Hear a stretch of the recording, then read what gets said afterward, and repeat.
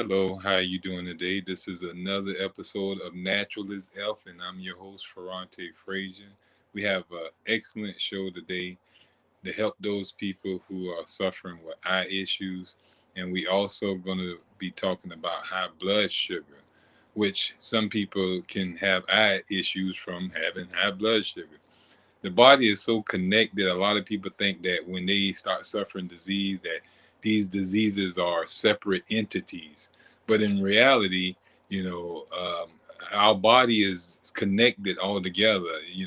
So all our issues are the result of just a toxic bloodstream, innervated body, and our body just start crying out in these different forms. Somebody going to cry out through the lungs. Somebody going to cry out through the brain. Whatever organ that you have been doing extra damage to in your lifestyle, like if you've been using drugs, if you've been drinking, if you've been overeating, you're going to start developing issues in the organs that deal with the drugs, or deal, or get the irritation from the alcohol, or get the irritation from the excess of food that you're eating. So those organs would be the one.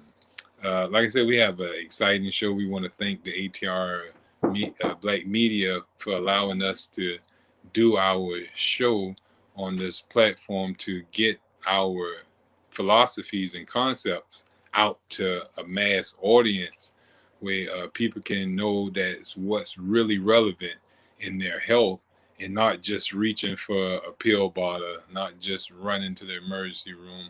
We can take the responsibility in having health by changing some of our habits and modifying our environmental conditions, clean it up, and we'll thrive. We don't have to sit here and just be illness or just surviving. We actually can thrive as human beings, um, if we can just learn, become aware of what it takes to be healthy, and then exercise that. We call that, applied natural hygiene, when you actually apply the teachings of natural hygiene, which is those 10 principles that we're always teaching in our shows. Um, we want to thank all the people who've been following our show. We also want to thank all our guests who've been coming on our shows. And we have some very good shows coming up here in the future, because we're going to revisit the young man who's doing the lose 20 and 30 pounds. We're going to see if he lost the 20 pounds in 30 days. And we would love to hear those who have followed that program to see how much you lost in the 30 days. So make sure you comment in our shows, leave comments about the things that you applied in your life from what we teach and what it did for you. Um, we also got a young lady. We're going to be doing another show on fasting, how fasting can save your life, especially when you have a supervisor to supervise that fast for you. And there's many fast supervisors. There are even retreats that you can go to be able to do your fast in you'll say a comfortable setting around people who know all about fasting, who can help guide you along the route of fasting. Do you think you can do the 40 days like Jesus? Can you think you can do more than 40 days? All right. Do you only think you can do 3 days? Whatever it takes to build a momentum toward health, it would be ideal. But fasting plays a real good part into the health seekers' lifestyle change to promote health. We can't just sit in there just glutting ourselves day in and day out, thinking that we're going to be healthy. It's not going to happen. We have to give rest to even that organ. Every other organ and tissue of the body have to go, take a break. You know, the stomach needs a break too. Some of us don't. We work that stomach round the clock. We have it on overtime. We even have it in double time. Holiday, working on holidays and all. That's when we definitely put that boy to work. So it don't get a chance to rest. and it starts breaking down.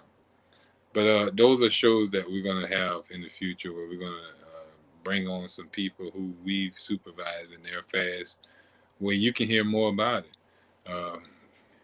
Do you think we have individuals that we supervise who fasted for 40 days? Do you think a person can actually go 40 days, or is that Jesus thing a myth? Is that like this far fetched to do 40 days of fasting, and would you die from 40 days of fasting? Because some people think that they'll die if they go one day without eating. So they tend to call that starvation. But we're gonna have shows on that. We're gonna bring individuals up there who have instituted a fast and talk about the benefits and talk about some of the obstacles that they had during the fast, some things that you know those who want to fast can look out for, or give them courage to push past those obstacles and don't let them deter you or knock you off the journey that you're doing. But let's go into our topics today. If you got a paper and a pen, this is be something really great. If you don't, you can always go to All Things Relevant Black Media on Facebook, hit like and share, and follow them, and make sure that you can go in and watch these videos over and over and over again. Because this show is going to teach you how to really help with those muscles around your eyes, strengthen those muscles. A lot of us have problems with vision because the muscles around our eyes that helps us contract and retract, like it's like a focus where it pull on that lens. Those muscles, they pull on the lens, like how you do in a camera where it's like a focus where it zoom in and zoom out. Well, for your eyes to be able to do that, it's six muscles called ciliary muscles that are interwoven. They're like interwoven, they're wrapped around each other. And those muscles, they pull on the curvature lens of the eyes to allow you to zoom in and to zoom out. Right? Over a period of time, those muscles, they become weak. We don't really use them, we don't exercise them, anything like that. We use it, but we don't really, work them properly.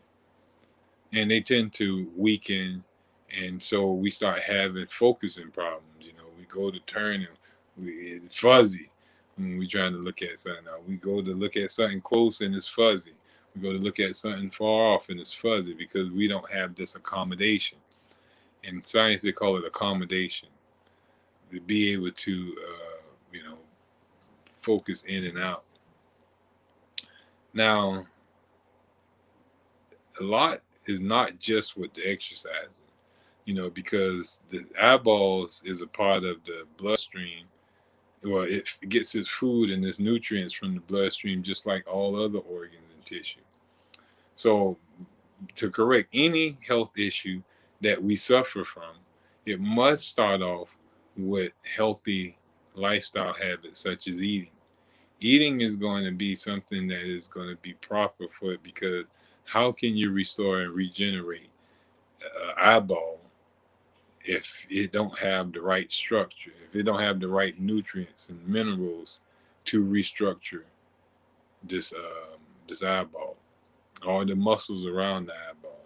Those same muscles around the eyeball are the same muscles that are like in our arm, that's in our leg, that's in our chest, and they require proper foods in which to regenerate and repair themselves as well. Well, so does the eyeball. So behind every disease and correcting it, we must first start off with eating a wholesome diet of fresh fruits and vegetables. And dealing with our sight and stuff like that, a lot of the red vegetables would be very ideal to put into your diet, your habit of eating. After we look at the diet, because that's the materials that's going to rebuild the body. So we got to make sure we have the right material. But Another big thing in correcting our eyesight issues is to give rest to the eyeballs. You want your eyeballs to work properly? Do you want your vision to come out properly where you don't have to wear glasses, you don't have to wear contacts, anything like that? Then you need to give them a rest. Stop using them. If you want them to get a chance to repair, they can't repair while you steady seeing everything. You got to have your eyeballs open for everything. Like you're walking around here on crack, just looking everywhere. You need to give them a rest. Stop overworking them. Now, the best way to give them rest is to go to sleep. You get plenty of rest when you're sleeping. But a lot of us, we don't get adequate amounts of sleep. Also, there's this thing called palming. Like if you're out and about and it's during the daytime, because see, your eyes is going to get the best rest when it's dark, when there's no light coming into it. And you want to do this thing of palming. Palming is a thing where you make a cup out of your hand. See, I got it closed all the way around. It's even closed in this area right here. So you you do a palming effect. See how the palm of my hands right there is nothing can get in there, and I'm just going to put it over my eyes. All right. I'm not squeezing the eyes. I'm not actually even touching the eyes. But how I got it, all I see is pitch dark. But the palm part doesn't allow you to put any pressure on the eyeballs. You're just going around like you're sealing it off where you're not letting any light in. It's just pitch dark. So when you're out and about or anything like that, give your eyeballs a rest by just doing a simple exercise of palming. All right, it's called palming. You're out in the street. You're out, you know, in the office.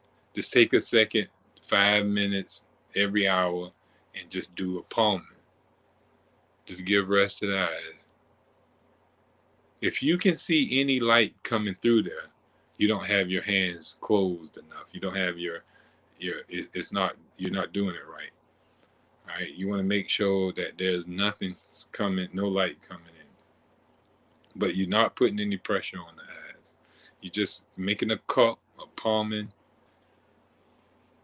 and you just put it over, and you just make sure no light is in there. Excellent. I go right to it every time, but I've been doing it for quite a while. And that's a good way of giving rest to your eyeballs. Another good way to help restore, better sight to yourself is called sun gazing. Sun gazing is where you go out and actually look at the sun. Now, you listen to some people, they're going to tell you, you better not look at the sun going to blind you. If you go out there, you ain't been out there in the sun in about, a year or two, and you go out there at 12, 1 o'clock, and you go staring at the sun, yes, you're going to damage your eyes. No ifs, ands, or buts about it. But what we tell individuals, you cannot strengthen your eyes without the sun. But there's a right way to build a momentum of healing by using the sun.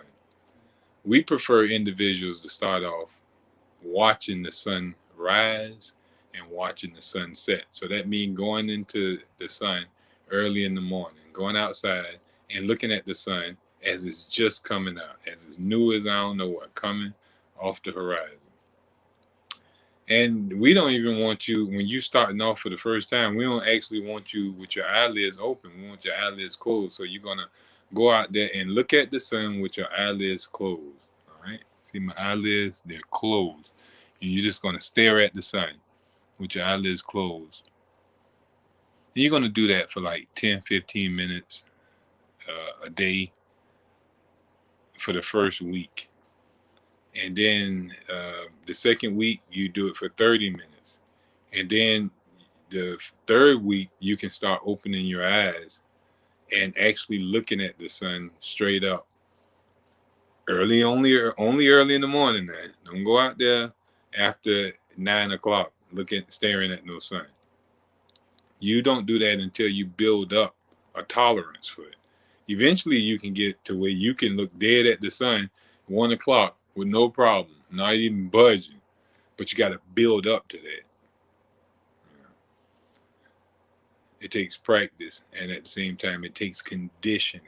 You got to condition the eyes to be able to look upon the sun around about 12 or 1 o'clock. And when you're able to do that, I promise you're going to be seeing really good. That's going to let you know that you're going to be. Matter of fact, if you can't stand sunlight now, that let you know that you have issues with your eye. But just be able to stand that sun, meaning that you have good sun vision. So sun gazing is another way. You don't have to just do it in the morning. You can do it as the sun going down. See, you don't want to do it when the sun is right over the earth, around 12 and 3, between like 10 and 3 o'clock. That's not a good time to be out there sun gazing. The sun is too high and it's too hot, and it can damage your eyes unless you condition yourself to be able to um, tolerate that sun. Now, we also got to make sure that we're clean. It kind of put me in the mind, cleanliness is a big thing too. You got to make sure that you're only washing the eyes with clean water. We can't be using chemicals, solvents, and other stuff into our eyes. They damage the delicate lining of our eyes and our eyeballs, and it dries up our eyes from being able to um, um, you say produce tears and stuff like that. All right,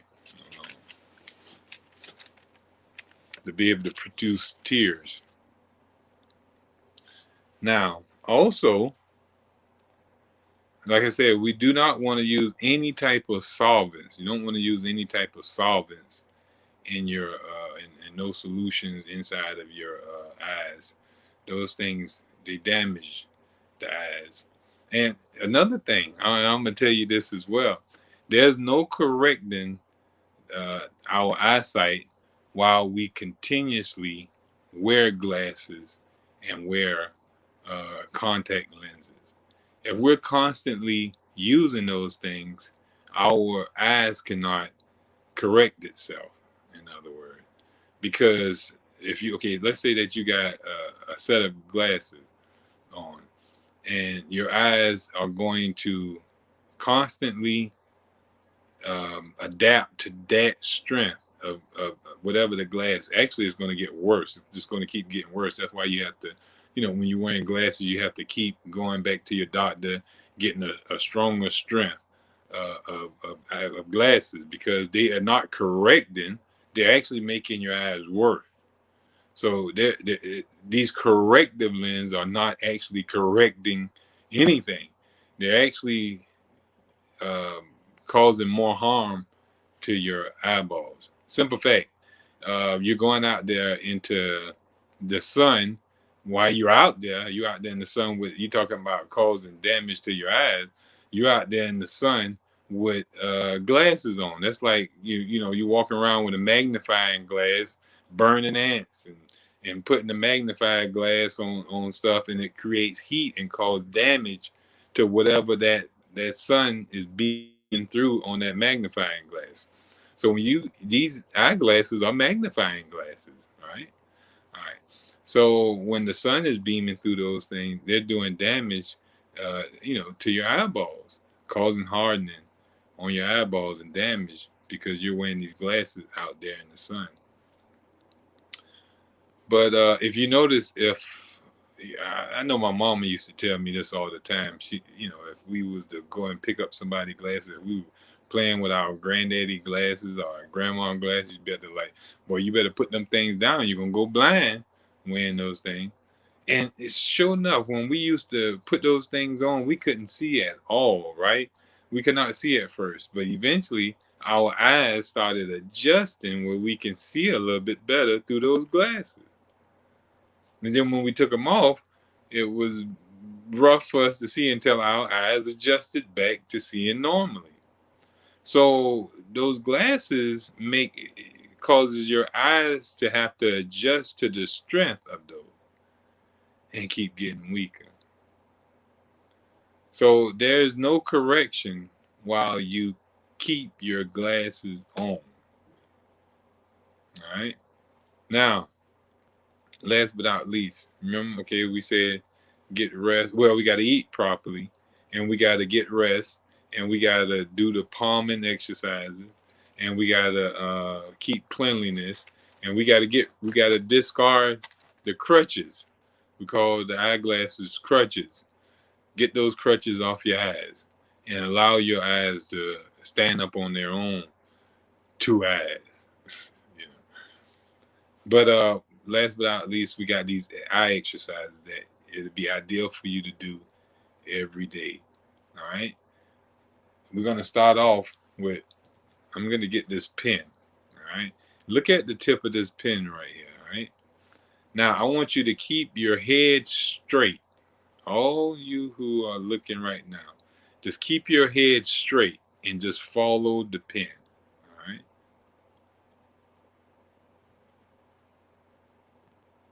With your eyeball, and then come down. Up and come down. So you're only following, you're not moving your head, you're moving your eyeball at the top of this pen. And notice what I did. I did an X. I went up and then down. I just did an X. X, boom. All right. So you just following it. You keep doing the X. Keep doing the X.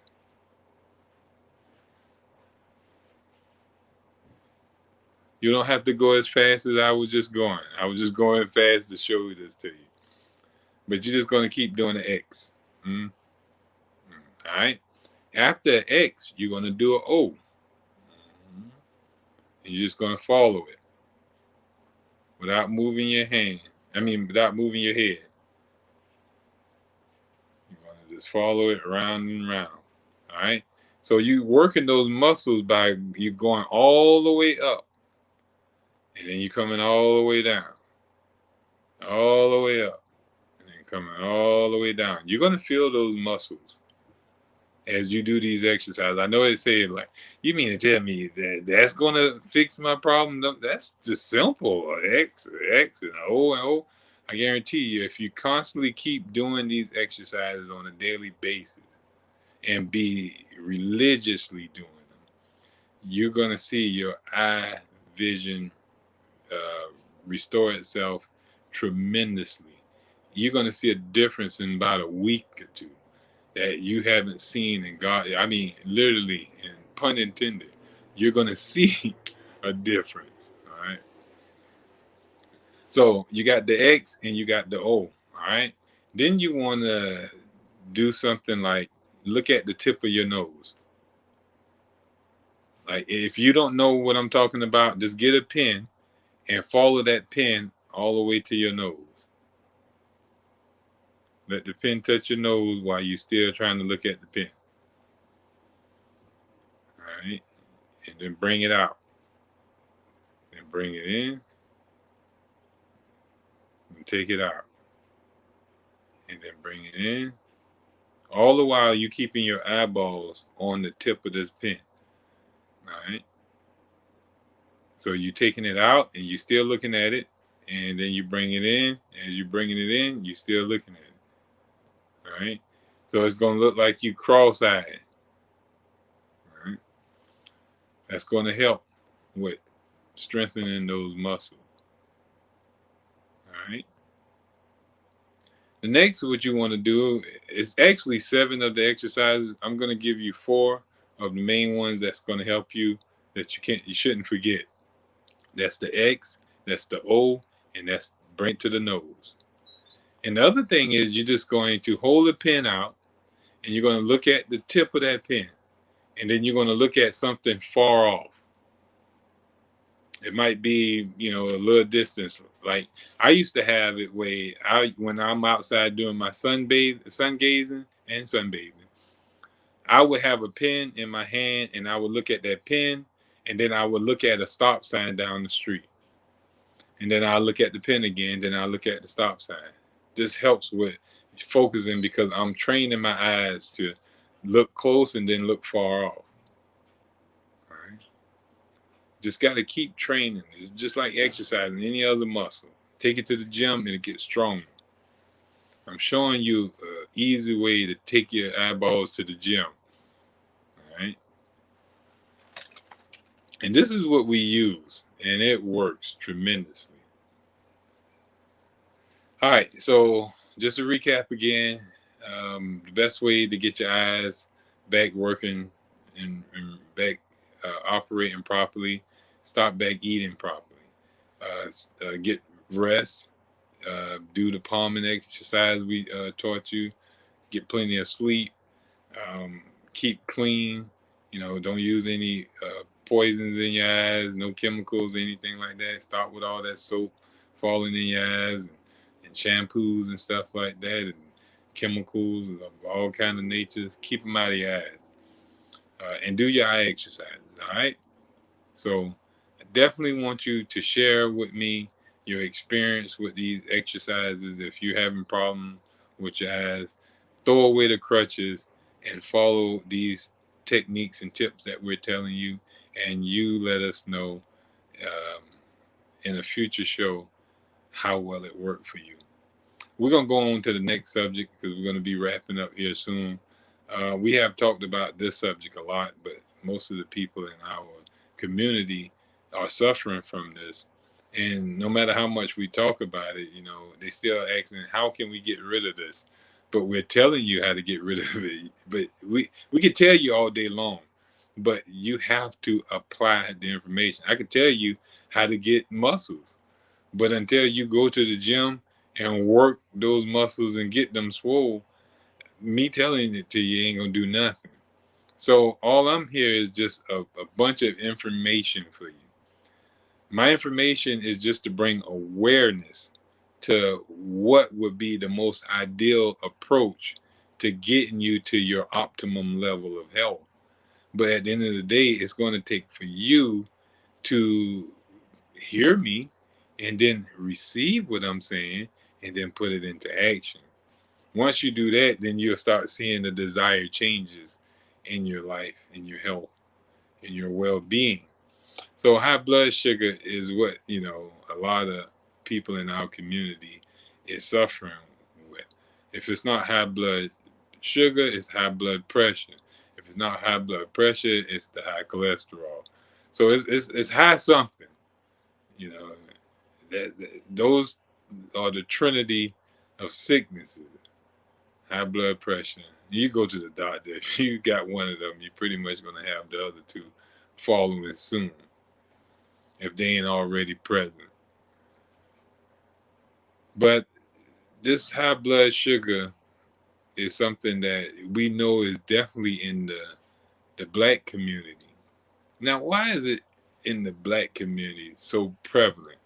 And we also see it in the white community who tend to live like blacks. So it obviously is some type of miseducation in the black community that's creating a dilemma, a pandemic. You want to talk about a pandemic? It's the pandemic. But this pandemic is only in the African American communities and those white communities that live like African American. So it's something in our habits or in our environment that's producing it. And if we look at the culprit, we can look at our diets. Our diets tend to be different. How they said, man, I cook that soul food. You know, white folks don't cook the way we cook. They don't put all that meat in their cabbage. They don't, have all those 80 different types of meats, on Friday when they done got their paycheck. So they we look at their food and say their food is bland, and it's barely nothing there they're eating. but they're not suffering from those health issues that we're suffering from. Now, we can analyze some diseases that are peculiar to their race, depending on their habits of eating and their habits and their environmental conditions. But if we look at ours, we're suffering from this thing called high blood sugar. Now, our body runs on sugar. But if you listen to the term, it says high blood sugar. Now, the medical people, they call it diabetes. But that's just high blood sugar. When our levels in our blood becomes goes over the threshold of what needs to be there, we get this term called high blood sugar. Now listen what it says. It's in the blood. You got three words there: high blood sugar. So you got sugar that's high in the blood, or you got blood that got high sugar in there, or there's high sugar in the blood. I don't care how you interchange those words, it's still going to mean the same thing. You got excessive sugar roaming around in your blood. You got too much darn sugar in your blood, and it's not safe. It's threatening. It's threatening to do damage. It's threatening to, shut down organs and tissues and stuff. It's producing illnesses in your body with this excess sugar that cannot escape the blood. Now, because see, the thing about it is our body runs on sugar. But if you notice, it's saying that this sugar is still in the blood. So when you eat a piece of food, this food goes in your mouth, goes down into your stomach, and is broken down into simple material, which one of them is sugar. So now this sugar then goes, is absorbed into the blood. And normally, under the right conditions, it's going to leave the blood and then go into the cell, muscles, and become glycogen, go into the muscles as a reserve for energy, go into the mitochondria and become power for you. These under normal conditions. But if you notice, it didn't call this disease high cell sugar. So it said high blood sugar. Now notice our chain here. You eat food. It didn't say high mouth sugar. So the sugar is not building up in the mouth. You eat the food and it goes to your stomach. It doesn't say high stomach sugar. So, okay, so it's not trapped there. It goes to the blood and it says high blood sugar. So obviously, all the sugar that you're putting in your body, it's not going past the blood. It's like it's stuck in the blood. So it's not going to its next stage. Every stage it cleared except for the blood. It's not clearing the blood for some reason. So what's keeping the sugar in the blood and not allowing it to go to its next stage, which is to the cell where it can be used for energy? Notice that most diabetics or high blood sugar issues in people tend to have the person fatigue. They be drained, man.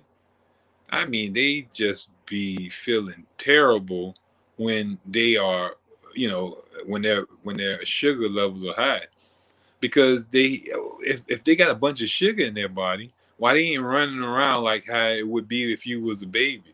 If you give a baby a bunch of candy and run her sugar up, she's gonna be flipping all over off your walls. But we see the opposite effect in elderly people or people a little older who got these high, bunch of sugar in their body. They actually become fatigued and down. There's no sugar being sent to the cells to give them energy, because instead of you sending the sugar to the cells, guess what you're doing? You're urinating it out. You're spitting it out. You're draining it out from somewhere, but it's not going to the cells. That excess of sugar, it's in the toilet because or on the floor. I remember They say a lot of guys have the flow sticky, and and they from urinating and have all that sugar in their blood. It be so the urine be, you can smell the sugar in it, and it's sticky all around. The toilet commode be sticky. You see a bunch of bubbles and all type of stuff in the urine. So it's something is stopping the sugar from going from that stage, from the blood, to its next stage, to the cell.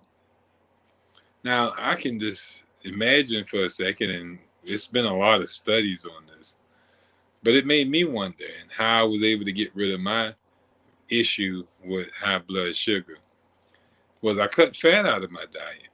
Now, you say, well, what fat has to do with this, and how am I getting fat? And what does have to do with the black community? Well, if you notice, the black community use huge amounts of fat. We get our fat even out of our animals. We actually fry bacon and get the grease out of it, or fat back, or any other lard and different stuff. We use concentrated fats and seasoning up a lot of our foods, our sweet dishes, our savory dishes. Everything got some type of grease in it. If we're not putting sticks and sticks of butter in our desserts, we're frying pounds and pounds of bacon and sausage to put in our vegetables, or whatever other thing that we're cooking. It's got to have some type of fat in there. So our diet is predominantly, you'll say, full of fat, grease, and all type of other stuff like that. Now I know you're saying, what that got to do with high blood sugar? How can fat raise my sugar? Well, the fat and the sugar goes through the same stages. They go in your mouth, they go to your stomach, then go to the blood, and then it's stored somewhere. Maybe processed by the liver. The fat is processed by the liver. But the thing about it is, it takes a while for the liver to process all this fat. It takes hours and hours, if not days, to process the amount of fat that we eat in our diets in the black community. So now this fat is staying in our blood for quite a while until it can be processed. Now, you got to think about fat. Fat coats everything. The fat is going to be taken out of that blood before the sugar, because the sugar can't coat the fat, but the fat can coat the sugar. Now, get what I'm saying. Have you ever cooked rice before? You cook rice, and what you do, you put some fat in there, some butter, some oil, some type of grease. Now, why do you do this? You do this where your rice can fall grain for grain. Now, how is this possible? It does so because that oil, it coats every kernel of that rice, that they won't stick. Just by putting some in that water, it goes there and coat every last rice. Not one is going to stick. You do the same thing with your noodles. When you're boiling noodles, you put a little grease in there, or you put a pat of butter in there, and you do so because mom taught you. You do this way the noodles don't stick. Every noodle gonna fall noodle for noodle. So this fat coats, and if it's taking 10 to 15 hours to digest fat out of the blood, that sugar got to stay there for 10 to 15 hours as well, because every granulated speck of sugar is going to be coated by the fat.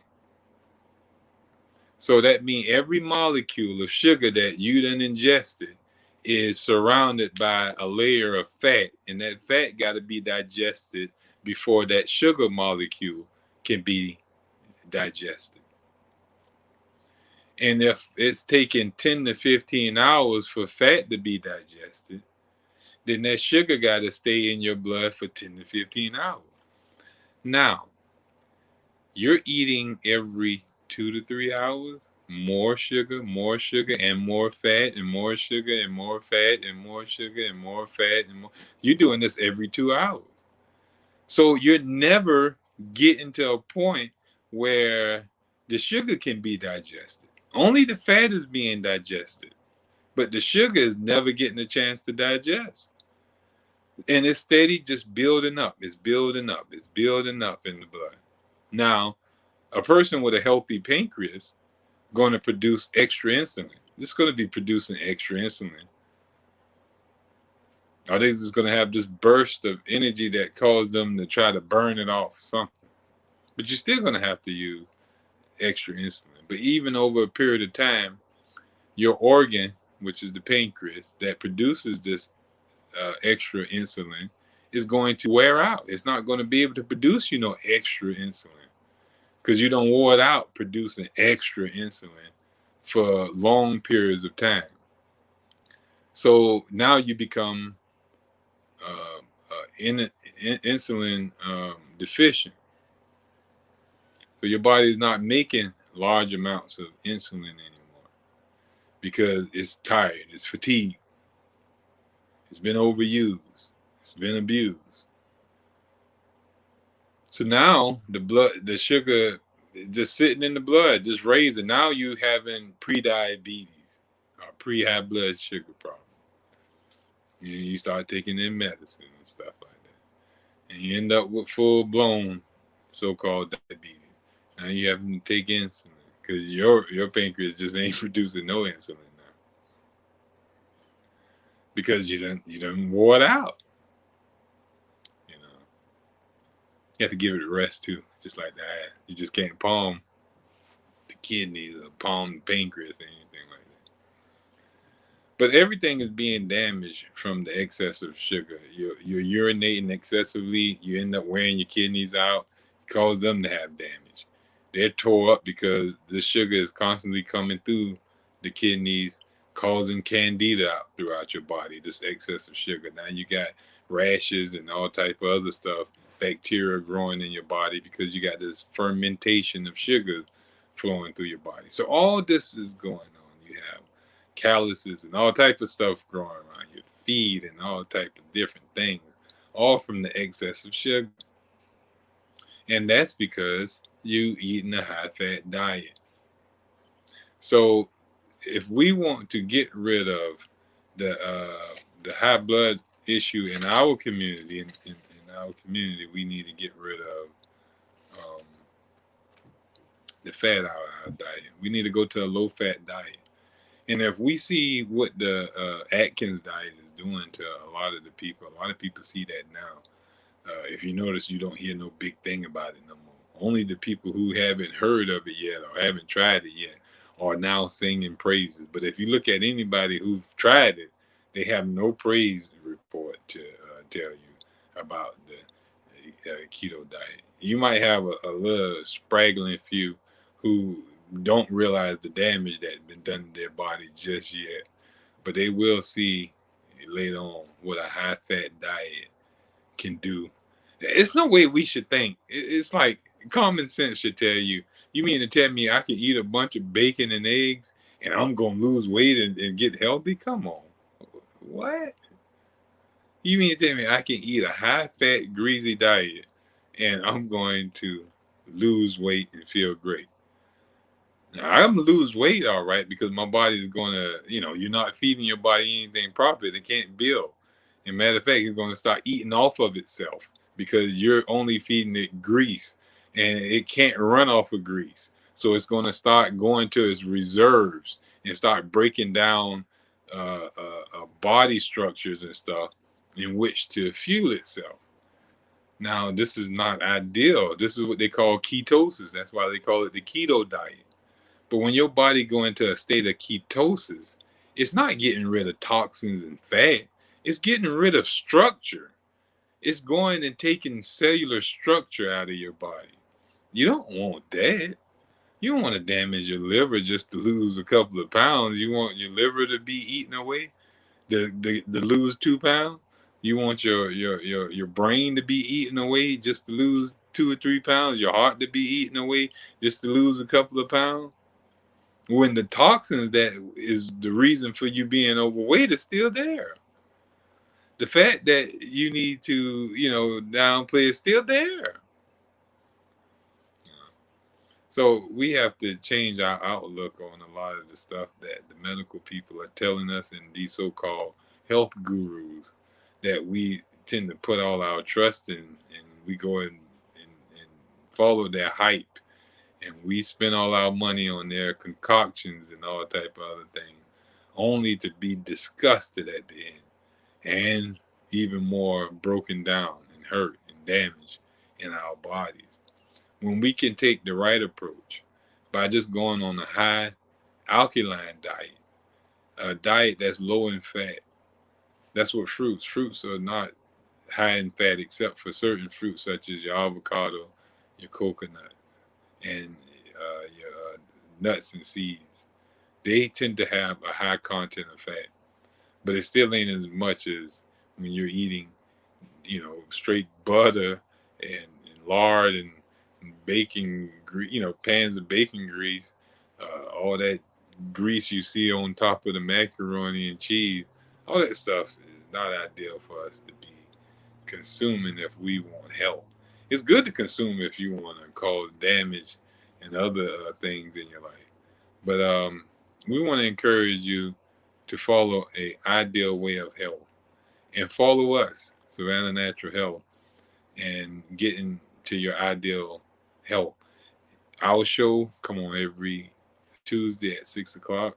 Natural is F, and we're always going to tell you the natural approach to it. If you notice, we never tell you to go take this or take that, and we try to bring the truth out about some of this stuff out here that's just not natural, and because we want you to take the natural approach. We want you natural as F. We're going to tell you we love you, best of health, and we'll see you next week. We got some great shows coming up, so make sure you stay tuned and share with all your families and friends and even your enemies. Like I told you, they'll become a friend once they start feeling better. So best of health and happiness.